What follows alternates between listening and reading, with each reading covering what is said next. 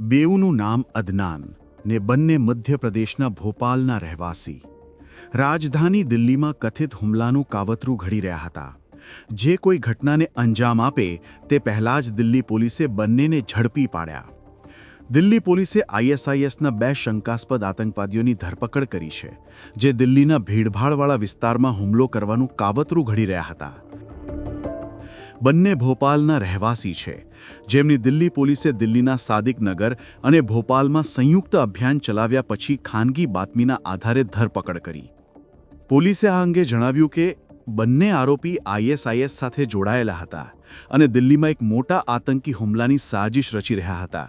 તેમના કબજામાંથી ઇલેક્ટ્રોનિક ઉપકરણો અને આપત્તિજનક સામગ્રી જપ્ત કરાઈ છે। હાલ તેમના નેટવર્ક અને તેમની યોજનાઓ વિશે પૂછપરછ ચાલુ છે।